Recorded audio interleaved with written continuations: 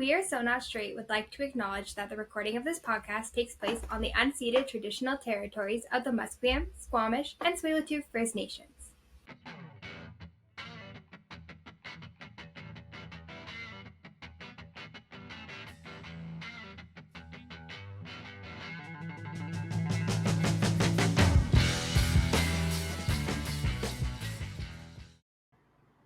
And now, a quick message from our hosts.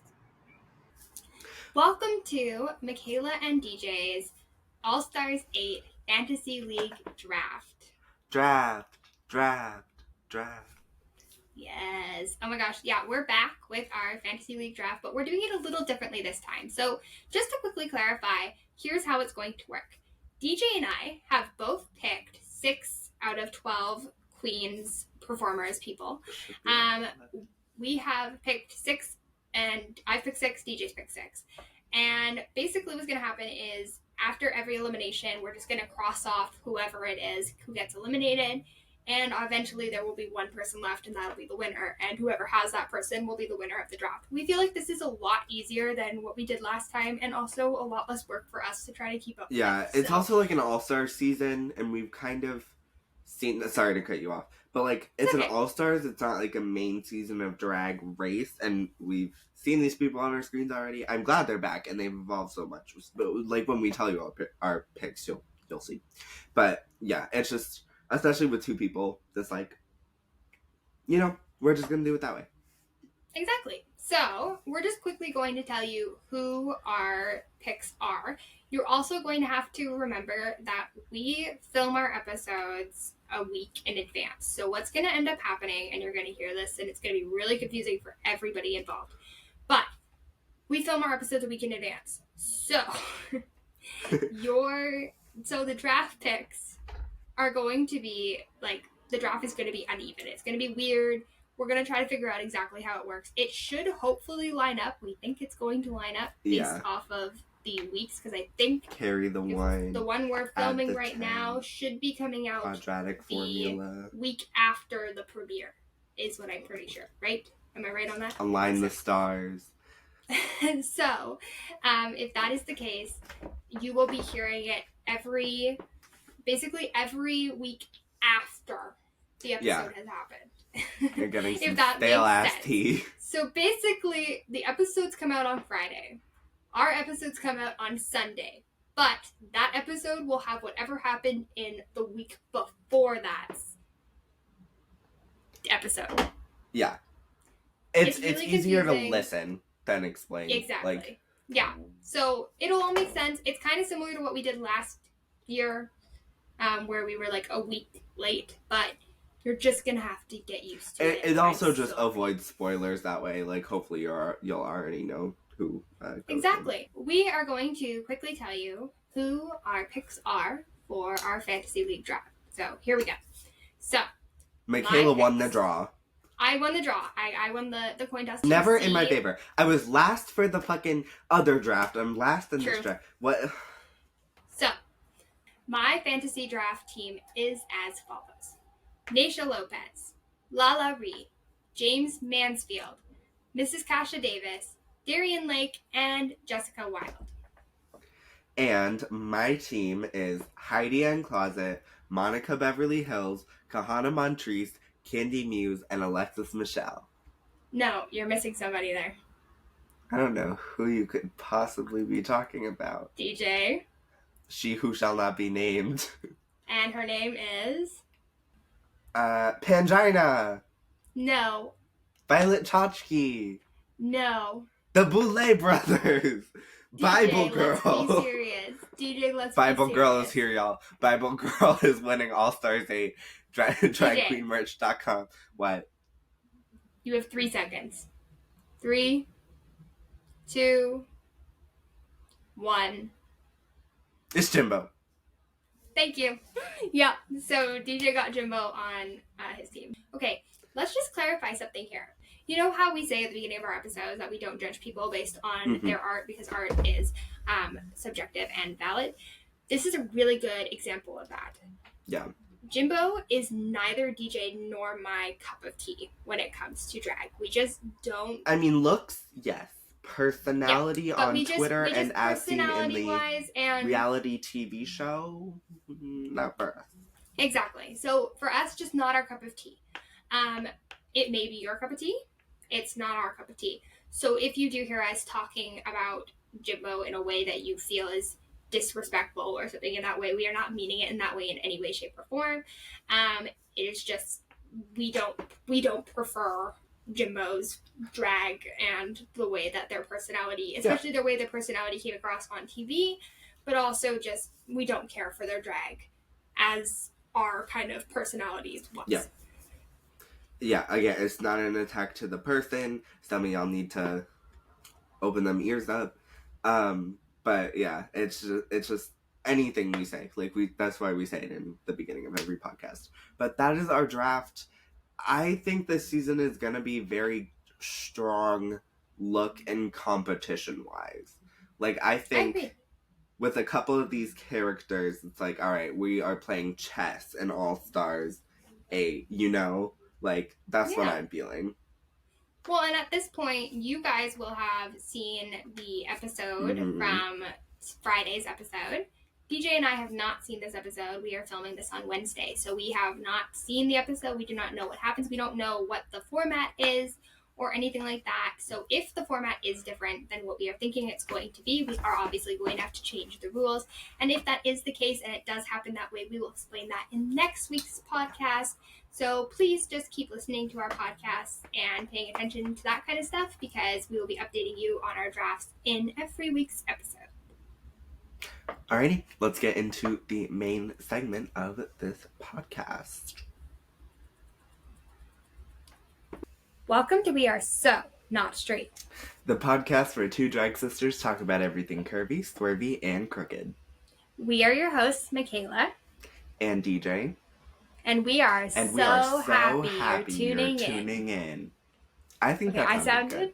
I sounded so like ahead of you on my side, so I always take random guesses on if we're gonna sound like we're together. Last time we sounded totally off. But that's okay. It's fine. Whatever. Anyway, welcome back to another episode of season 3. But before we get into the episode, we just want to clarify a couple things. First off, if we are, talking about a competition or anything that features drag and we give our opinions, that's all they are. We are not here to judge anyone's drag. Yeah, because drag is a form of art and all art is valid. So anytime that we're commenting on any type of art, whether it be drag, singing, dancing, acting, all of those things, it is based off of a competition standpoint or based off of what we interpret is supposed to be happening in whatever is happening at the time. So just keep that in mind. That is what is happening at that point. And second of all of the opinions stated on this podcast are our opinions and our opinions alone.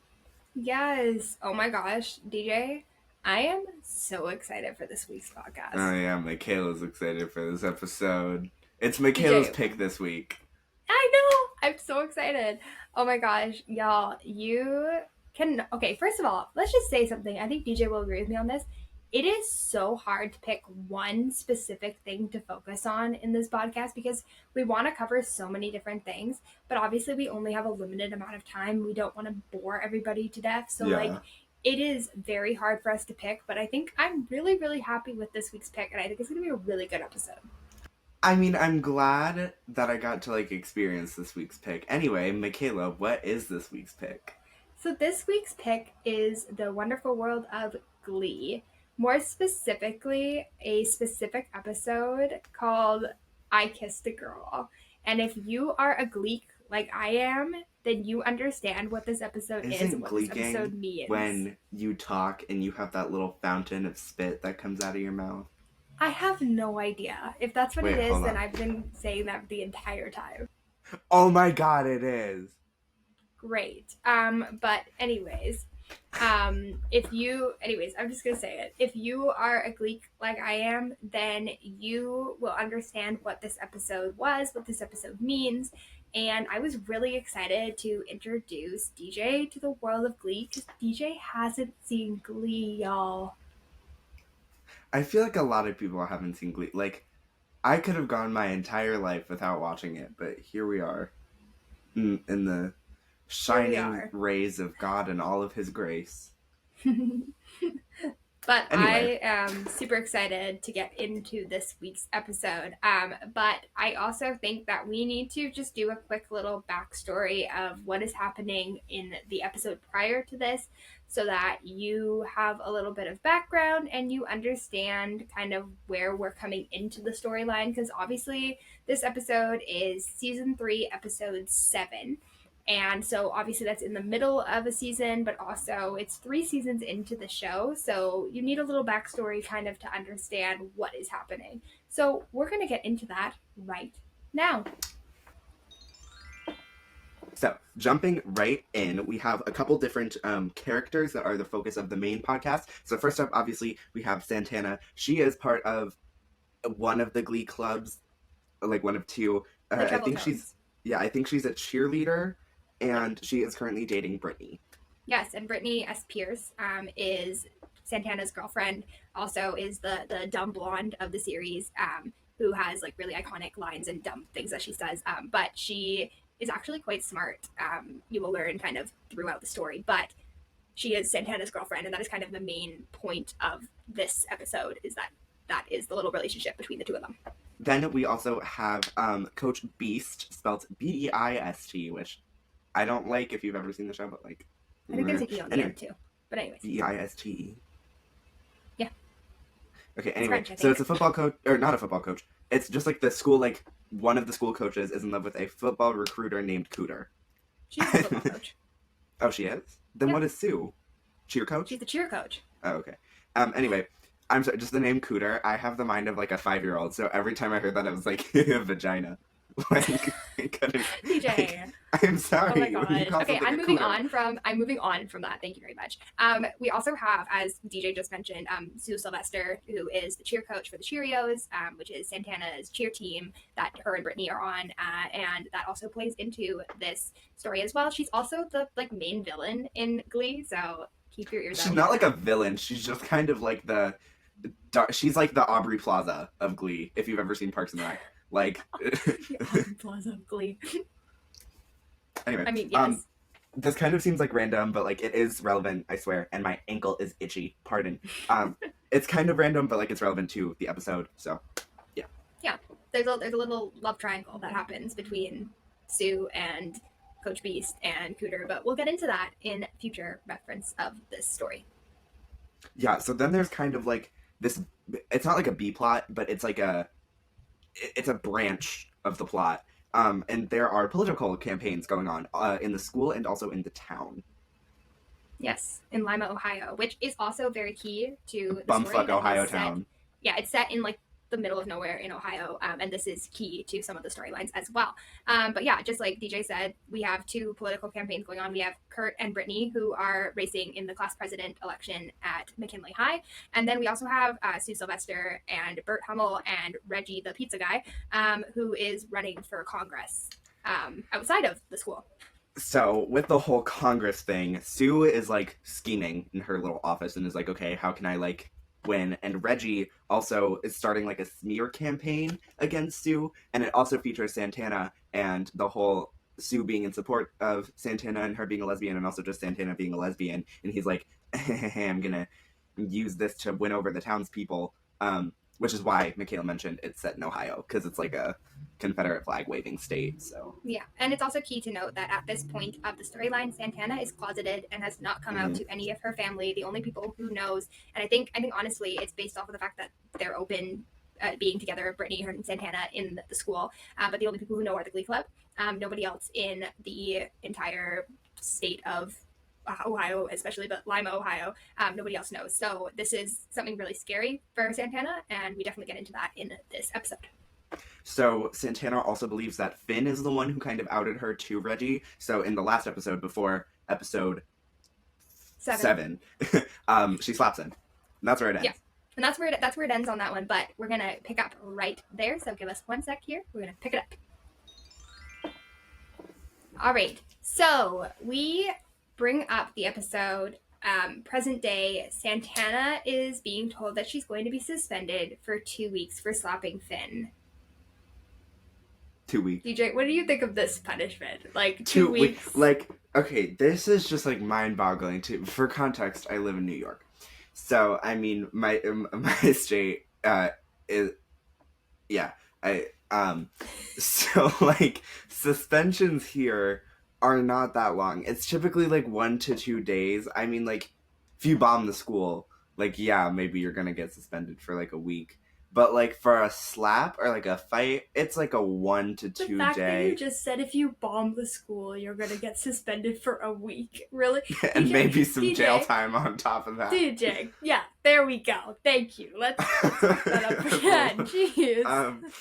No, but like for a slap, it's not gonna be 2 weeks. Also, being suspended kind of doesn't seem that bad.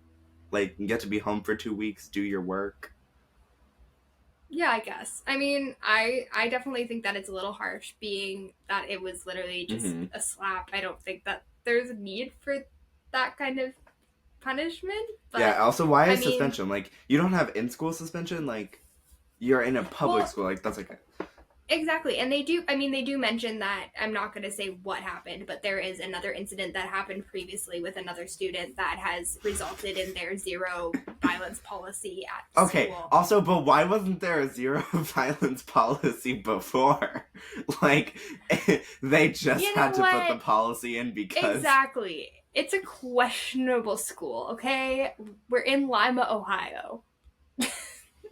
Yeah, I love how it took a mini pyrotechnic show in some kid's booty hole for them to be like, yeah, maybe violence is wrong. Exactly. Like, okay, so anyway, so this would cause Santana to miss sectionals, which I guess is like a singing thing. I love that I didn't even also, explain to you what sectionals is. I'm sorry. Sectionals is like... is it like the, all-state like, jazz choir kind of thing? It's like, yeah, so basically it's like the start. Basically there's like sectionals, regionals, and then and finals. finals or whatever. I don't even Nationals. know what it's called. My brain's not... Nationals. Thank you. My brain. Hello. But sectionals is like the first competition that gets them into, the next round for competing against all of these different schools. And so it's really important that Santana is there to be able to perform with, at this point, another thing to mention that we didn't mention earlier is that the Glee Club has been split into two different... No, we mentioned it. But I didn't fully mention why. Okay. But they've been split into two different clubs. I was trying to think of the word, but my brain wasn't working. Sorry. They've been split into two different clubs at this point. The Treble Tones and the New Directions. And Santana is part of the Treble Tones. The whole point of the Treble Tones was because some of the female performers felt that they were not getting showcased behind Rachel in the show. And so they created their own Glee Club to go up against the New Directions at... Oh, okay, that sectionals. gives some context, because I didn't know. I haven't seen Glee. Michaela has seen all of it. So, again, that's where we're coming from. So also, another, like, prior incident, the Glee Club, I guess, is getting ambushed with slushies, like, thrown at them, but the school didn't do anything about it because it wasn't on the, like, approved school board list of, like, assault items. Which, I mean, in the all 50 United States, it is considered assault because someone could be allergic to it. But, well, that, we're in bumfuck Ohio and rules don't apply. Yeah, but, like, also, like, there could be anything in those slushies. They could be just, like, tossing them. Yeah, they could be laced. They could have fentanyl in it. Exactly. There could be anything in them. So really, honestly, funny, it's intention to cause harm. Which, in my means, I actually think that would be more means for suspension than Santana smacking Finn. But, literally, Ohio. She didn't even... There was no emotion in it. It was more of just like a nyeh, than like a whole spit in the palm, open thing. Like, anyway. But yeah, I definitely agree with that. I think Santana has a point in saying that those people should also be suspended. But for a slap, I don't think it's really, like, acceptable. Because it's like... Yeah, also, like, they're not 6th graders. These are high schoolers that are 16, 17. Like, they're capable of understanding complex concepts. So... Yeah, exactly.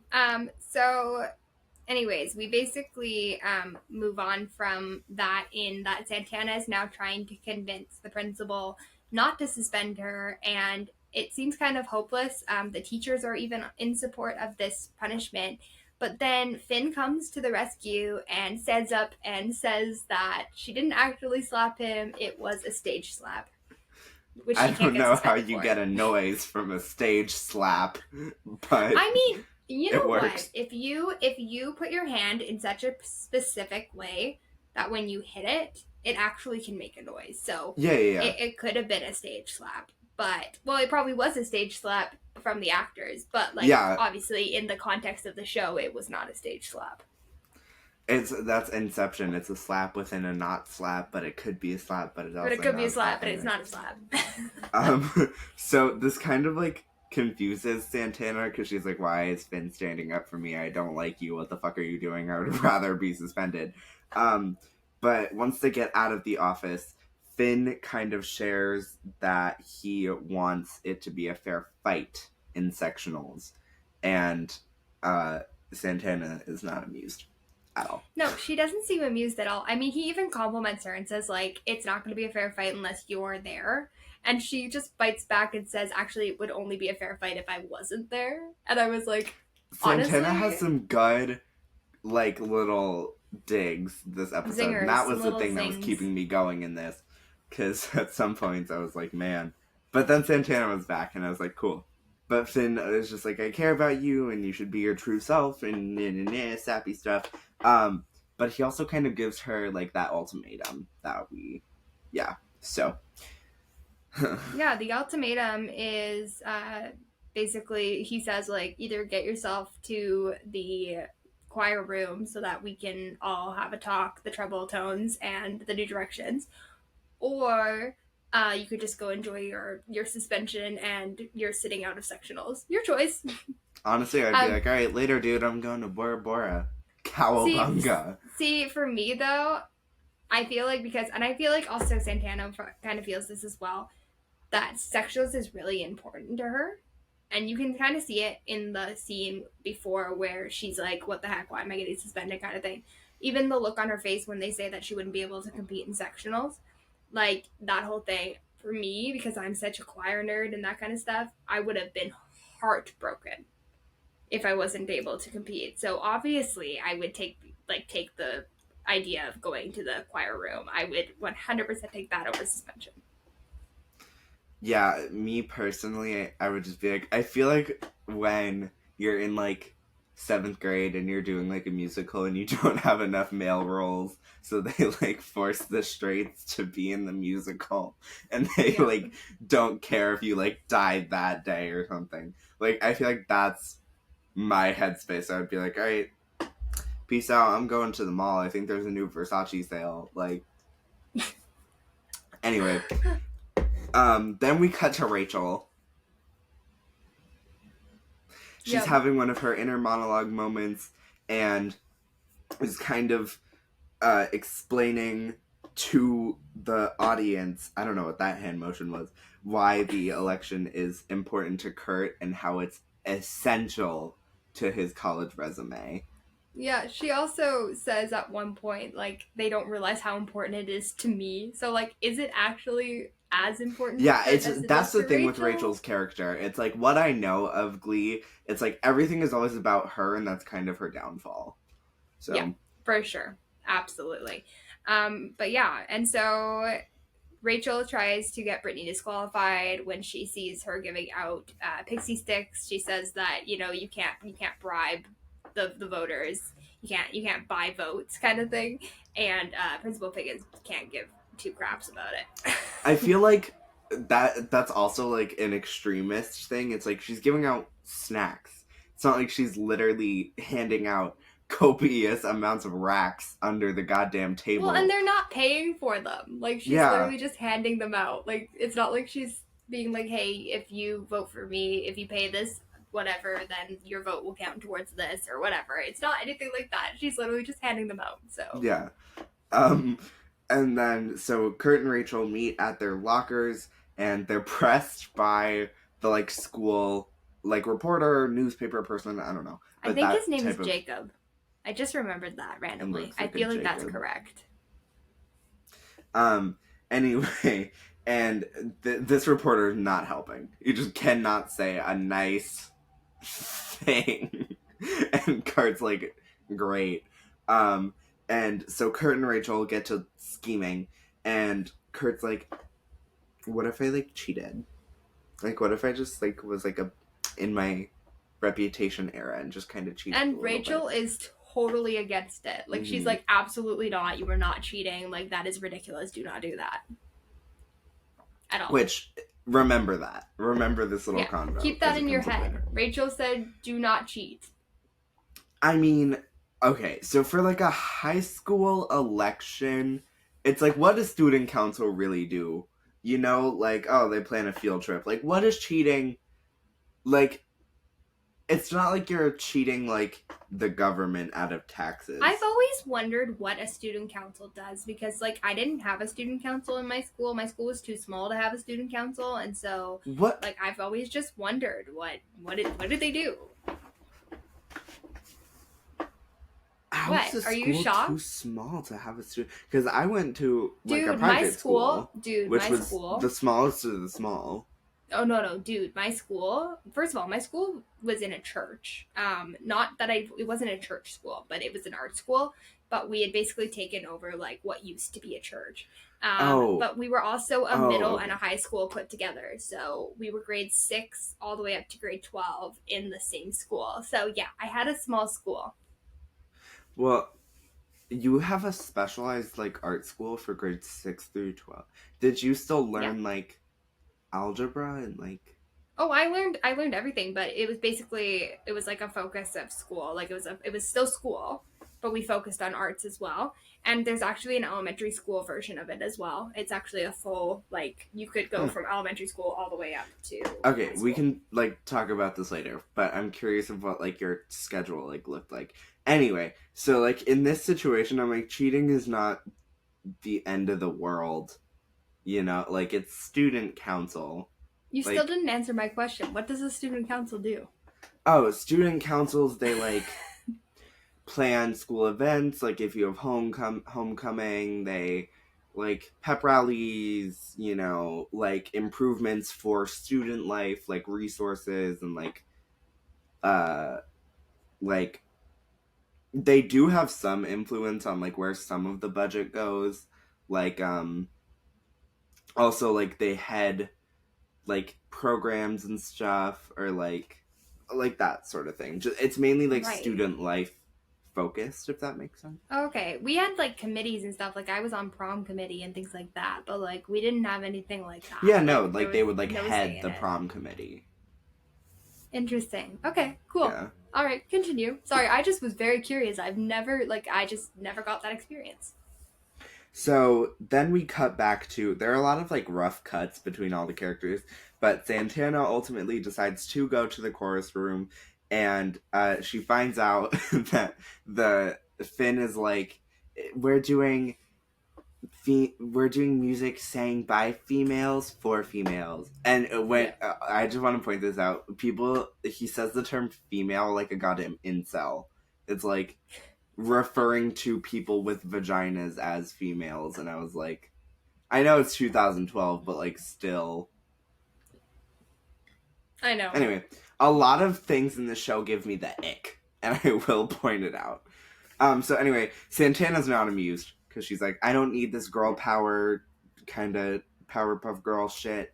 Um, and she kind of feels that it's like a little. I don't know how to explain it. I think she feels like almost like she's being like almost centered like towards Yeah. the thing because obviously it's to help her. That's the whole point. That's why Finn's doing it. And I think that she kind of feels like she's being singled out. That's what I was looking for. Mm-hmm. She's being singled out, and I'm not sure she feels that that is what she wants at this exact moment. And so I think that's kind of the big thing.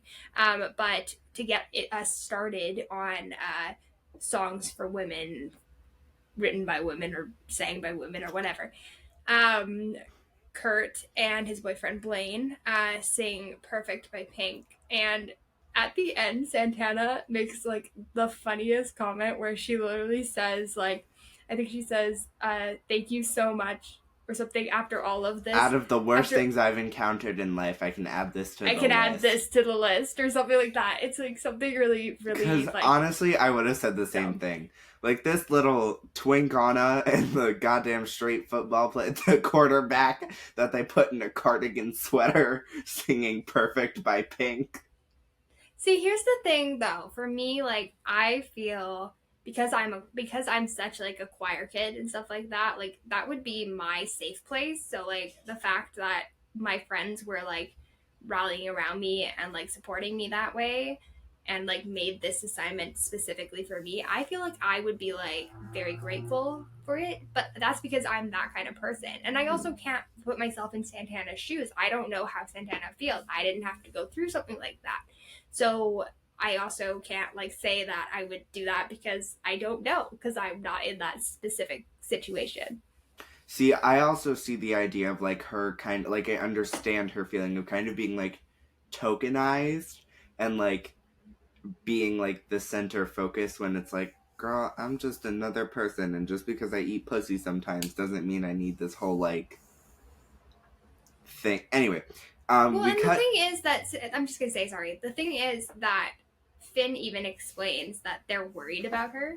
Mm, It's not. I don't think it's even. He even says that they're all supportive of her. I don't think it's really that it was because of the fact that she's a lesbian. I think it's because of the fact of this commercial that's going to come out and it's going to out her to everybody, and they want her to know that they support her no matter what. but that was already known. Sort of. I don't think she fully. I mean, you haven't seen the series, so you don't really Mm. understand. But I think if you were to look into her storyline, you were to understand Like, kind if of where people she like comes from. support me, like I don't need a verbal "I support you" and like a pat on the Oh, and I shoulder. know that, and I fully get that. But I'm saying I think if you were to look at her story and you kind of see where she's coming from, you might understand kind of why they did what they did. So, speaking of commercials, we cut to Sue for the first time in the show. And she's journaling and having like a little inner monologue, and she she has a line where she's like, "It's something like people wonder if I'm friends with Ellen." That's A+ comedy right there. You know she wrote Totally. that one herself. Like, But yeah, so basically the whole idea is that the pizza guy who is running against what Bert the and fuck does Sue. this pizza guy want with like Don't like? ask me. I don't remember. I'm sure it comes up in the story. I don't remember what though. But basically, is going to run a smear campaign first against Sue, in which, as we stated a little bit before, in which Santana, who is bisexual but lesbian. It's hard to explain. She's Yeah. gay. Let's just go with that. She's gay. I'm gonna try that again. But Santana, who is gay, is basically the the main focus of this campaign in the fact that they're saying like Sue can't Sue allowed her to stay on the Cheerios and all this stuff. And Which so that's such a it's fucked up basically going to idea. force Santana out of the closet, Yeah. which is not okay It's at also all. like, okay, just because you're a lesbian doesn't affect your ability to like be a base. Oh, for sure. I don't think she even was a base. I think she was top of the pyramid. I But haven't seen the show. I'm just pulling from my cheer knowledge, okay? Not I all of appreciated us your were attempt. fucking okay. Mm. Oh, okay. What? Speaking of like the slushy thing, sorry, this just entered my brain. It's the I love same the fact that you concept just like as jumped back to the slushies. JD from Heather's. It's like, why does Mm-hmm. all the problematic shit come with the slushy? Anyway, um, Thanks for so that information. yeah, after that we cut to Puck playing the guitar. I don't even know what song this is. It was cringy. I wanted to pull my eyes out of their sockets. Did we not look up what song it was? No. I know what song it is. I just have to think about it for a second. Hold on. But this gave me the ick. Again. Did it? Yes. But was it the song that gave you the ick, or was it where he was looking that gave you the ick? It was both. Really? Because I was like, his singing sounds like, what's the Nickelback, who's the lead singer? I was like, he gives Nickelback. And also, I just want to point out, this is no shade to, like, the actor. Because, like, get your coin, get your role, well, and or like whatever. we said at the beginning of the podcast, we're not judging them based Yeah. off of, like, we're just This is it's just my based opinion. off of what we're hearing. It's not based off of what their actual talent is, you know? This actor looks 40, and I'm supposed to believe he's an 18-year-old. Like, when they're in a classroom scene later, my man is, like, this tall, and poor little Kevin McAllister is, like, down here, like an actual teenager. Like... Kevin McAllister? Is that not Kevin his name? McHale? Oh, I don't fucking know. I knew it was a mix. His something. name's Kevin McHale. Anyway, I'm getting off topic. Anyway, okay, so, yeah, and Puck looks at Shelby the entire time. Yeah. Shelby, we haven't explained who Shelby is. Shelby is the, first of all, is the leader of the Treble Tones. She's the person who runs it. But she also has connections to them through other things. She is the adopted mother of Beth, who is the biological daughter of Puck and Quinn. And she also is the biological mother of Rachel, who was adopted by two gay dads. It's a little scary how much they look alike. Right? Like, and she's played by Indina Menzel. And if y'all don't know who Indina Menzel is, I am, like, so mad at you. She look different. You didn't know that was Indina Menzel? No, I knew she looked familiar, but, like... Oh, yeah. So good. There is a moment where they sing... she looks different. Change for Good. You know, for good from Wicked. From Wicked. Yeah, they sing it, her and Rachel sing it at one point. It's beautiful. I'm gonna go rethink my life choices because I didn't recognize her. Damn. But yes, anyways, to clarify, that is who Shelby is. So then, after that touching rendition of whatever the fuck kind of song that was, Quinn and Puck kind of meet up in the hallway, and Quinn is just horny. Just absolutely That's a good way wet. to explain it. And is just laying it on very thick to Puck, and he says, I would rather raw dog a beehive. Yeah. So that's their relationship for you. This has been Matchmaker with DJ Toothache. We'll catch you all next week. Oh my god, yes. Then we also, in the hallway, end up getting another Finn and Santana moment. And they're having, like, a little, like, heart-to-heart moment where Finn, trigger warning, I'm sorry to everybody, but trigger warning here. Finn says that he doesn't want Santana to die because he had just, about a week before that, someone had done a It Gets Better video and then had killed themselves. So it's not funny. It's not funny. It's actually really sad. But it's also a really cute moment between Santana and Finn where I think Santana finally gets the message and kind of understands where Finn is coming from. And I think that was kind of the thing that woke her up a little bit, if that makes sense. Also, next, we get another lovely, just belch of a song from Finn. And he sings... Not a belch of a song. He sings, girls just want to have fun, but, like, slowed and, like, classical piano. Yeah. And, like, I know that Cyndi DJ Lauper has rolled feelings. over in her goddamn grave. She's not dead. She's still alive. She's still alive. Oh my god. Not this. Apologies to Cyndi Lauper. If anybody is listening from her team, please understand that we love her and that DJ had no idea that he was saying. Okay. My mom loves your music. Anyways, what was I saying? I think I know how you feel with this song. I like the sentiment toward the song. I think that it's a really cute moment that we have with Santana having, finally getting it and finally, you know, letting that emotion out. But I definitely think that a different song could have been chosen. It's not my favorite. And I feel like Finn has some really good songs, and this is just not one of them for me. It's not my cup of tea. I know some people really liked it. I personally didn't. But we, like I said, we do have this lovely heartfelt moment with Santana where she's crying throughout the song, and then at the end she does get up and she gives a hug to Finn and says thank you. And I feel like we're finally kind of seeing Santana's shell break a little bit. She puts on like this hard exterior shell where she's kind of bitchy and rude and mean. But when you kind of, you know, crack open that shell, you see like that she actually has like a soft heart and a soft place. Mm-hmm. And I think also like Finn kind of pokes at that shell enough that it cracks open. I think he's kind of one of her soft spots, if that makes sense. Yeah, no, it does. So after that touching scene got me right in my feels.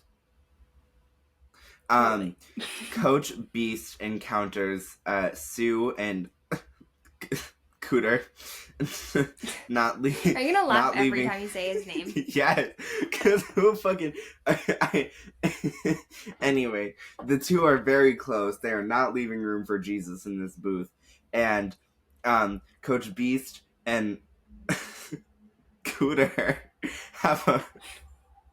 DJ, be serious. Jeez. Their names...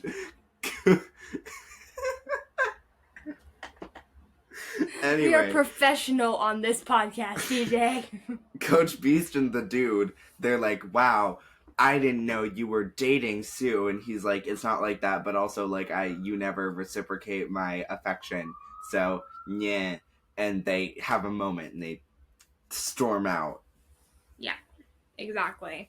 Yeah, I mean, I think we kind of knew something was going to happen this way, especially based off the fact that, like, at the beginning, Coach is talking about how much she really cares for him, and then Sue kind of wants a guy that will make her look good. Yeah, it was just like the pieces kind of fell just right all kind of came together, and we end up in hands. this lovely love triangle between the three of them.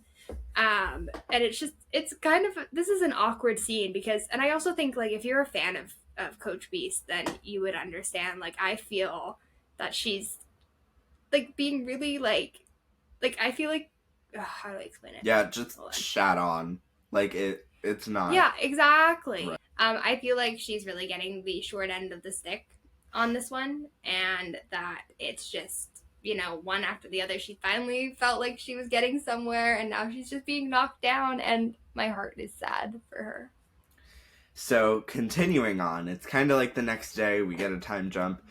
It's voting time for both of the elections. So, student council and Congress, whatever position. I don't know, it's unexplained, it's Ohio. So the tensions are very high and everyone's very nervous. Sue continues to rub her relationship in Coach Beast's face. And we get another song. She literally uses Becky to bring a Polaroid photo of them kissing over to Coach Beast and being like, please take this, I want to rub it in your face. Like, also, I feel like that was a little insensitive. Like, you think?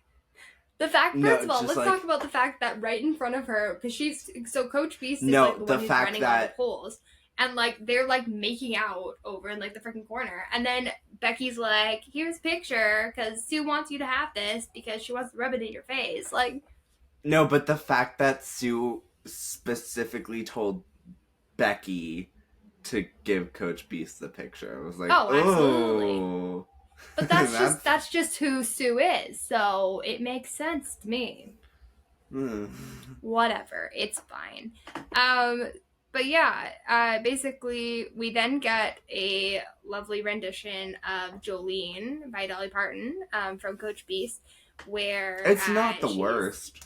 It's I actually quite like it. But it works in this context because obviously like the story is that she's singing about this girl who gets every man that she freaking wants, and then she goes for the one guy. Which I don't understand how, but but it makes sense in the storyline, and I actually think it's a very beautiful rendition of the song, so no problems here. Yeah, it was good. And when the song ends, the gym is like empty, right? So the song is kind of time passing. It's like one of those weird space-time continuum movie show things. And Rachel is kind of in the gym and kind of nervous and is like, "Hey, what are you? Funny seeing you in these parts." And we don't know why. It's just Rachel appears. There's no reason. We don't have a reason at that point. Yeah, exactly. It's not important. But yeah. So then we kind of flip back to Santana, who's now walking down the hallway, and I think we can assume at this point, because I don't think anybody, first of all, the election's happening now, so obviously the commercial had to have aired at this point, but we see people staring at her and laughing at her and all this stuff, so we can obviously assume that the commercial where she's basically been outed to everybody has aired. Yeah, and so she goes to her locker, and this like rugby player comes up and who's like, "What's up? You ain't never been with the right man." And I was just like, I'm gonna turn you ew. straight. That's basically what he's saying. But then the girl squad comes up and is like, "Don't let your crown slip, Santana." And then they all sing, "I Kissed a Girl," and it was actually serviceable. Like, I think it's a really great performance of this song, and I love like the fact that it's very much about like this empowering moment of like being like, yeah, I'm gay, and that's whatever. Like, for me personally, I was just like, okay, but did we really need the girl posse to come up and? Oh, like, I think so. I fully think so. I don't know if you. I don't think like, you agree with me, but like, I love it. I think it's great, and I love the blonde one in the back Santana. Really stood up now. But I love seeing this allyship between all of the girls. There's the thing Santana from Legendary where Bob the drag queen goes, "It gives JoJo Siwa and her black friends, but in this case it's Santana and her straight friends." And I'm just like, great. Lovely. Anyway, so Santana also announces that she came out to her parents off screen and that they were okay with it. So, yep. Yay for supportive parents.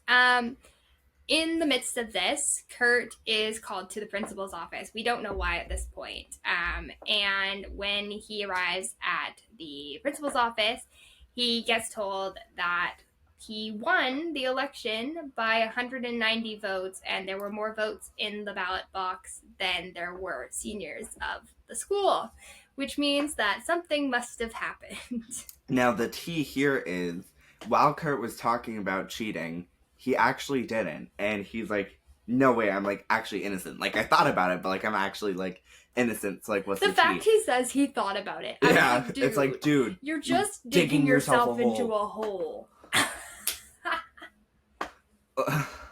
And exactly that. So they're thinking of like suspending him, which they had no like solid proof that he actually like cheated before they called him in. But again, bumfuck Ohio.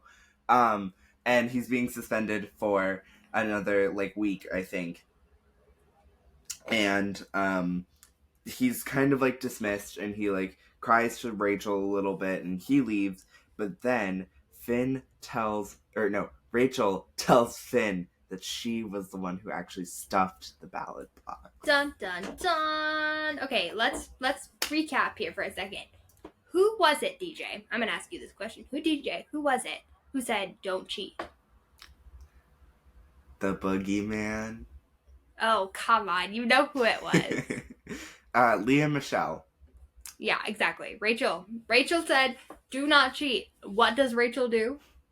The emoji was the paper, and then like a ballot box. And she was like, oh, I'm not. What? But she's also having a little bit of a dilemma because Finn basically tells her that she needs to go and confess. But the problem is that if she does go and confess, she's probably going to get suspended and probably not going to be able to perform at sectionals. And as we stated before, sectionals is Rachel's life. So sectionals is everyone. Do people not have friends? Are people not going to the malt shop on a on a Friday night. Like, no. It's fucking Are we sectional. in the 50s all of a I sudden? don't know. It's Ohio. They might not even have internet. But anyways, basically she's like, I'm not sure I can do that because, that'll ruin our chances at sectionals. Because she's such a fucking pick-me. Anyway, so this scene comes out of nowhere, and I don't know why we needed it. I guess we needed to fill the episode. But Puck is in class, he gets a call, he goes to the hospital, and who is there but Shelby, and they get told that Beth fell, and somehow her still teething teeth busted her lip. I don't know. It's Ohio. We don't question it anymore. It just happened. And yeah, there. Michaela, what does Puck ask for Beth to see? Their 2-year-old?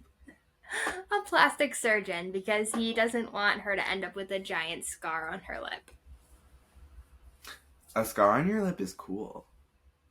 Anitra. Yeah, but, whatever. Anitra almost won, and she had her little thing, so. Yeah, but he's being supportive, and he wants her to have the best. And, or just obviously, you can tell. Well, obviously, you can tell that Puck really does care about Beth, too. But also, he's doing it for Shelby. And he's doing it for Shelby. Because then they sleep together. Well, I was about to say that it works, because they sleep together. Yeah. Ew. No. Yeah. Just, like, that's a great mental picture that I'm gonna have to think about for the rest of my life. Gosh. And yeah, so then basically Shelby was like, okay, this was a mistake. She literally verbally says this was a mistake and kicks Puck out. And then we go to the meet, the finale of this episode. Santana. Yes, we forgot to mention, so in between her talking about the fact that she came out to her parents and that they were supportive, she also mentions the fact that she needs to come out to her abuela, and before she sees this commercial that is going around. And so this is where we pick up at this point. She is now sitting in the kitchen talking to her abuela. So yeah, it opens and we kind of get a sense that her abuela is religious because she makes a comment. It's like, you're skinnier than like Jesus on the cross. So I feel like that line was kind of in there to be like, oh, okay, this grandmother is religious.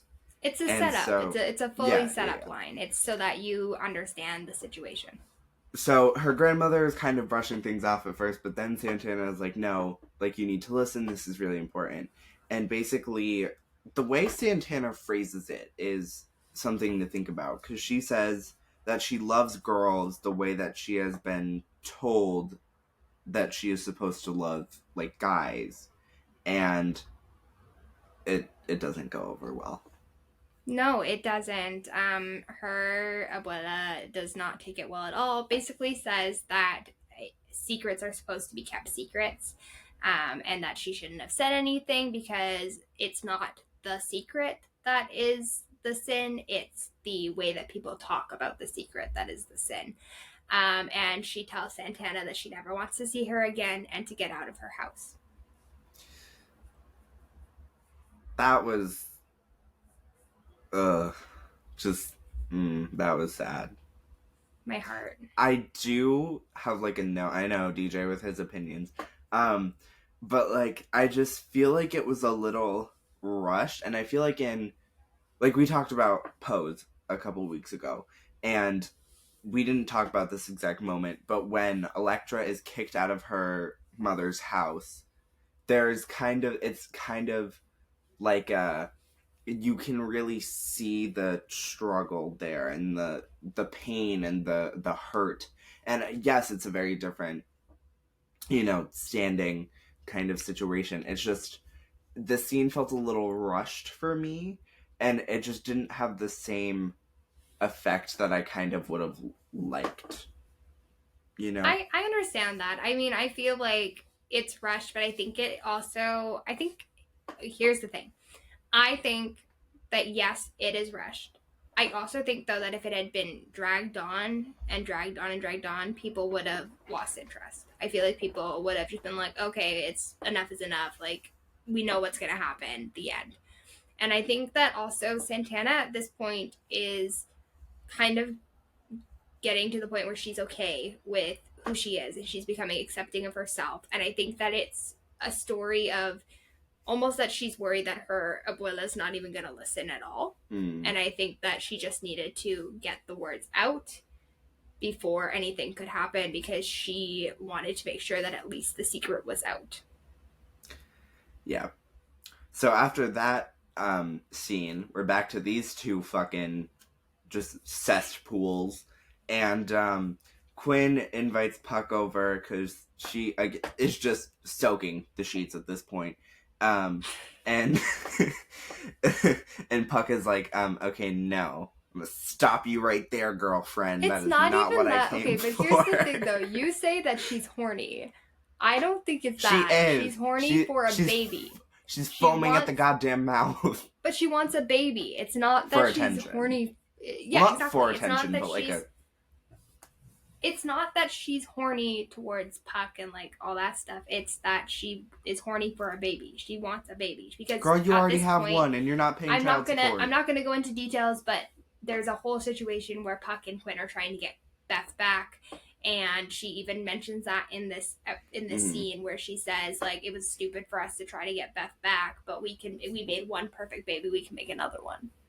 I don't know about perfect. Your 2-year-old just busted her fucking lip with her rhinoceros teeth. She's adorable. You don't get to see her in this episode, but she's absolutely adorable. So, they jam-pack a lot into the end of this episode. Like, brace yourself.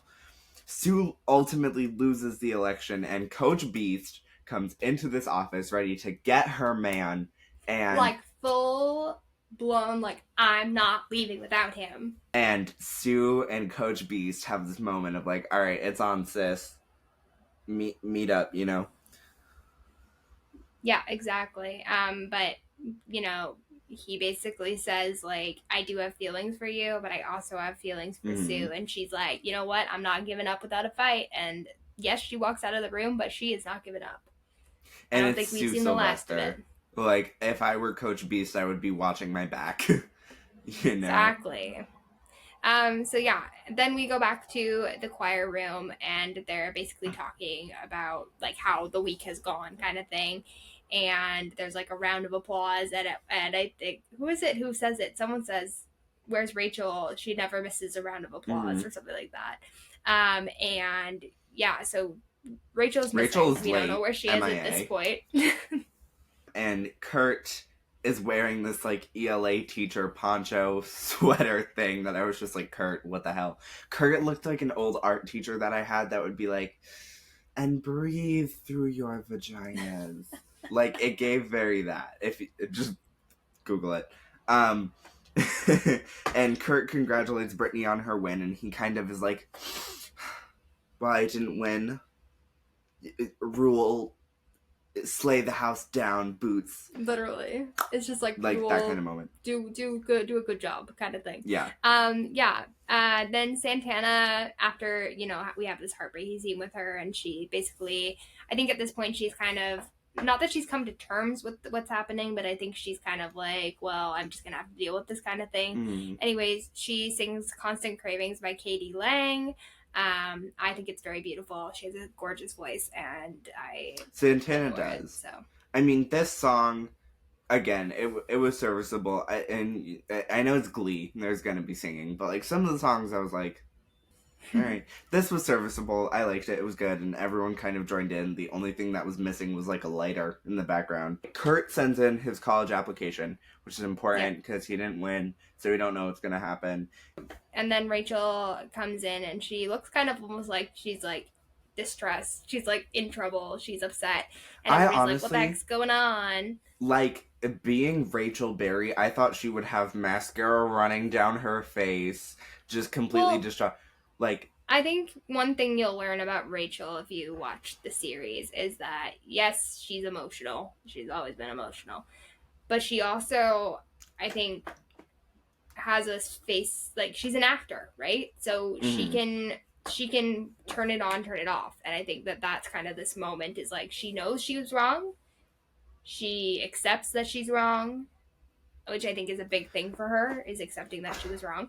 Um, but she also like is able to keep a straight face while she's talking, and obviously we figure out and we see that she actually went to Principal Figgins and told him that she was the one who stuffed the ballots. Kurt is completely in the clear, and now she is suspended for a week, and she's not allowed to compete at sectionals, which See, like is a big thing, y'all, this is because also like why I Rachel's was their like, main singer. why is she not like dry heaving? Like this, like if okay, like school and whatever, like aside, but if this is like her passion and she would like die if there wasn't Glee Club, like why, like I don't know, it just seemed a little like aside from curtain stuff, like sectionals would matter more, you know? Yeah. That No, I sounds think so so. shitty. I know, right? Like, Exactly. But I mean, we kind of get to that point where I think, like I said, she's an actor. She turns it on, turns it off. And while she's probably like dying on the inside, she's not gonna show anybody, and she's not gonna let anybody see weakness either. Like that's the kind of person she is. And so she's not gonna come in like sobbing her eyes out like I can't go to sectionals. Oh my god. It's a I can't go to sectionals moment. all right. You know? Like it's very straightforward, very like here's what happened kind of thing. But And yeah, that's where that's we the end it. end of the episode. And I think that one thing, obviously we usually we recap things and we base things and talk about things that have to do with the LGBTQ community. But I felt it was very necessary for this episode specifically for us to include everything that was happening because I feel like a lot of it had to do with what ended up happening with Santana's storyline and stuff like that as well, and tied into it as and so I hope that you guys enjoyed it. DJ, I know that you said that you were not the biggest fan of Glee in general, but how did you like the episode? I think the episode story wise, like, was good. Like the core story and messages were good. And I would watch Glee. Like I would have to, you know, bite on something to get through it. But I would watch Glee. Um just because I feel like that's like one of the shows that you like kind of watch for like the culture, like shows like Grey's Anatomy, like fucking Supernatural, like Shameless. It's kind of along that line of shows for me that are like the cult classics, and I do want to watch them. So I would watch Glee, and I wouldn't recommend everybody watch Glee. I think you have to it be your special interest, or you have to know someone whose special interest it is, which also please help me, there's a gun behind this chair right now, so There is not. There is not. I actually think what DJ said is true. I don't think that it's a show for everybody. I think if you are somebody who enjoys drama, who enjoys some things that don't completely make sense in yeah, life, I was gonna say you also kind of um, have to, you can't take yourself so seriously. Like if you're a fucking cinemaphile that's like, ah yes, the fisheye lens was not used correct, don't watch the show. yeah. Well, and also like for me, I think if you are a fan of musicals, if you are a fan of, singing, dancing, that kind of stuff, it's a good Dancing, show for you. I think walking that it's in really good to see. angels' And I'm furniture. not going to spoil who because if you watch the series, you will know. But there are a lot of really good guest stars in this show. I mean, I already mentioned Indina Menzel, who is like freaking Alphaba, the Wait, original no, Alphaba I from do want to Wicked. shout out Like, Alex Newell. Please go listen to their music. They are such an underrated artist. Fucking Boy You Can Keep It is my favorite song. But go yeah, listen to Alex Newell, please, for the love of Alex God. Newell, who's actually the Tony Awards nomination just came out, and Alex Newell is actually nominated for a Tony. But Tony nominated Alex Newell actually got their start on Glee, so I mean, that is just I one wouldn't of many boast people. about that, but it's like humble beginnings. But like also that kind of got them into the public's eye too, right? So everything It's happens a for a blessing reason, and a y'all. curse because the morals of the Glee project were rough. But that's the story for another day. But that's the story for another time. Yeah. That is it for this section of the podcast. So let's cut to our outro. Alrighty, well, I hope you enjoyed this episode of the podcast. I know I did. Anyway, we will catch you all in the next episode. Thank you so much for watching. Have an amazing rest of your day. Oh, and DJ. Yes, Michaela. You forgot to tell everybody about our socials. Do you want to tell them then? Sure, I could tell them. So our Instagram is We Are So Not Straight Pod. Our Twitter is Not Straight Pod. Our TikTok, I know, every single week it's the same thing. Michaela, you haven't posted on TikTok yet. Like I said, I'm the only person who edits all of our stuff, so you have to bear with me and wait because I'm working on it. There's a lot of clips to go through and a lot of things to pull out of them that I can turn into videos, so you're just going to have to be patient with me, but please go subscribe to our that's not what I'm looking for. Go follow our TikTok, which is We Are So Not Straight Pod. Just like our Instagram, I made it super easy for you to find us, so please go and follow us on there and give some thumbs up and things like that to, or hearts, whatever they are, to our TikToks that are already up there. Share them with your friends, all those things. Our YouTube channel, which is Where You Are Right Now. So if you don't know where you are right now, then you should probably, take care of yourself, drink some water, maybe have a nap. That might help too. So yeah, do those things. This is your quick reminder to make sure that you are drinking water, taking your meds, and taking care of yourself. Please do those things. It is very important that you do those things. Anyways, our YouTube channel is We Are So Not Straight Podcast. That is where you can find all of the season 1, season 2, and soon to be season 3 videos with our beautiful faces. If you are listening to our beautiful voices and you want to see our beautiful faces, that is where you will find them. And we've talked about some really great things in our past 2 seasons, as well as the couple of guests. Well, I was about to say, but also we've had some amazing guests, but we've talked about some amazing things. We actually talked to almost the entire cast of Call Me Mother Season 2 in Season 1 of the podcast.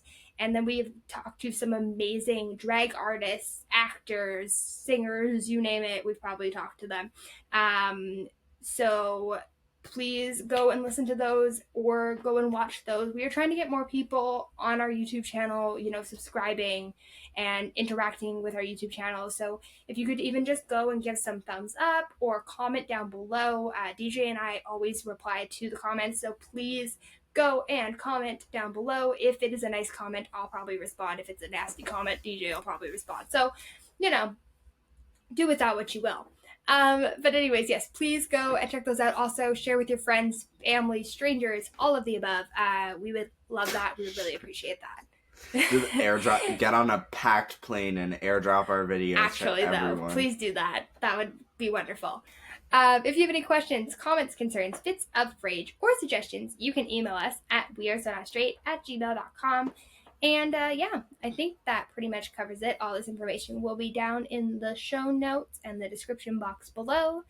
And yeah, without further ado, DJ, you can finish the outro. Alrighty. Well, I hope you all have a fantabulous rest of your day, and we will see you all in the next one. Mwah. Bye. Bye.